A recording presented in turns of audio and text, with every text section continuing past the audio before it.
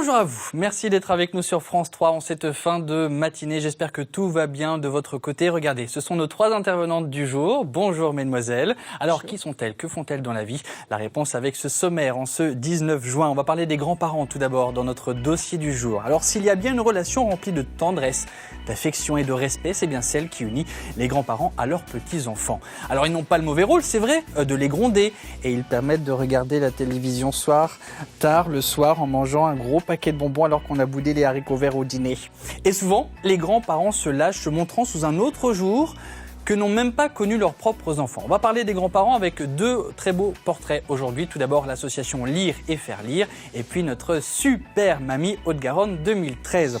On va apprendre également à cuisiner aujourd'hui grâce à ce livre. C'est une bande dessinée qui s'appelle Mes cops partis chez Bambou Édition, écrit par Brigitte Carrère. C'est notre invitée coup de cœur. Brigitte est juste là. Nous partirons dans le Gard également aujourd'hui pour découvrir l'association Le Merlet qui nous fait prendre conscience de notre place dans l'environnement qu'il faut respecter et plutôt bien connaître. Gilles Machu est allé rencontrer 2 de ses membres passionnés de nature, Jérémy et Fabien.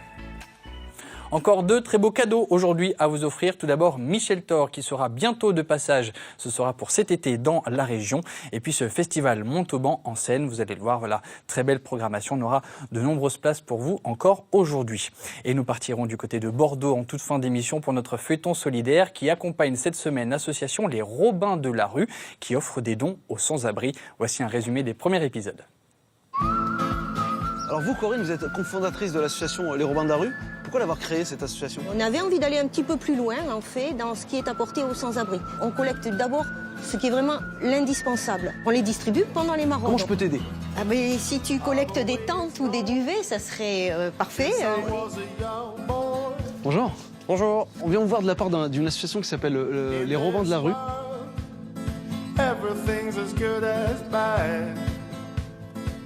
Bon, et c'est cool hein, tout ce qu'on a récupéré. Ouais, c'est top. Ça, c'est Corinne qui va être contente.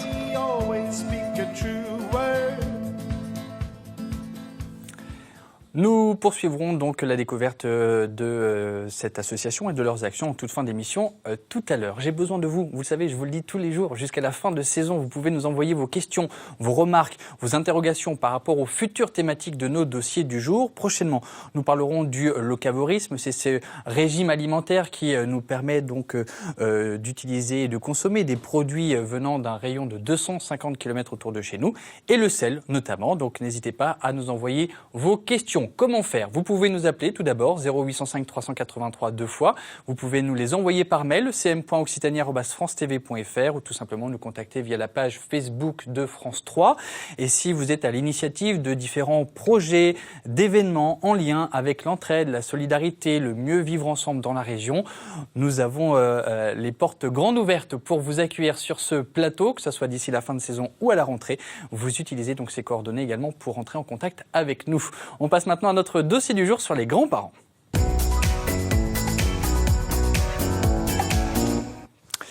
Et pour en parler, 2 très beaux portraits. Tout d'abord, l'association Lire et Faire Lire avec Anne-Marie. Bonjour Anne-Marie. Bonjour. Anne-Marie Collin, vous êtes présidente de l'association, donc Lire et Faire Lire 31.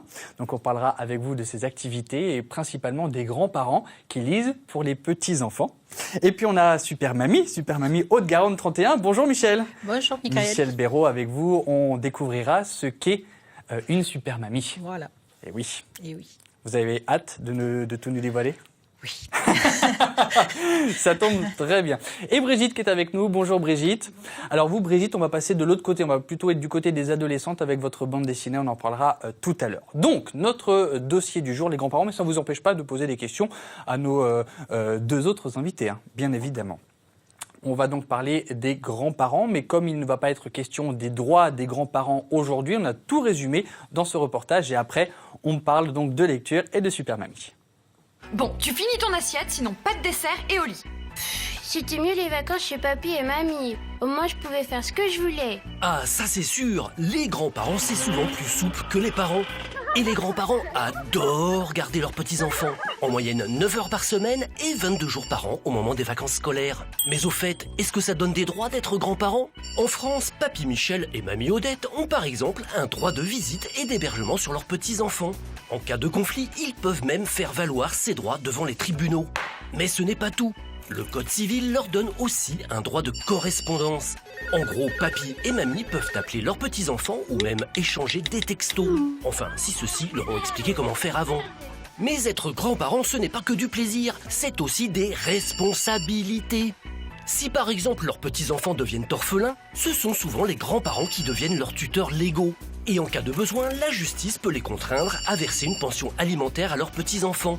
Mais il faut le dire, c'est très rare. Et attention, il arrive que la responsabilité s'inverse. Les petits-enfants peuvent avoir l'obligation de subvenir aux besoins de leurs grands-parents qui se sont tant occupés d'eux. Comme ce gentil chaperon rouge qui apporte régulièrement de quoi manger à sa mère grand. Alors nous parlons donc des grands-parents, voilà, les droits des grands-parents. Ça, c'est fait, on va aller vraiment sur le côté un peu touchant en vous présentant deux très beaux portraits. Tout d'abord, l'association Lire et faire lire 31, représentée par Anne-Marie. Alors Anne-Marie, est-ce que vous pouvez tout d'abord nous présenter les missions de cette association ? Alors, notre mission, avant tout, c'est de créer des liens de plaisir, de bonheur entre l'enfant et les livres. D'accord. Alors, ceux qui interviennent, ce sont des seniors, puisque nous sommes une association de seniors, et nous tenons un petit peu la place de grands-parents. On souhaiterait que tous les enfants puissent avoir des grands-parents qui leur lisent des histoires le soir, mais malheureusement, ça n'est pas le cas. Donc, on est un peu des substituts de grands-parents. Donc, on est quoi ? On est dans la valorisation de la lecture intergénérationnelle, en fait, finalement ? Voilà. C'est un moment de communion, de partage entre un senior donc qui vient dans une école au moment du CLAE ou bien en temps scolaire et qui va partager des albums qu'il aime avec des enfants. D'accord. C'est important qu'il les aime parce qu'on ne fait bien passer que ce qu'on aime. Oui, c'est ça, exactement. Donc c'est toujours le lecteur qui choisit ses albums. Ah oui ? Mais toujours. vous avez une liste, vous avez parce que c'est en fonction du public choisi et aussi parce qu'on peut très bien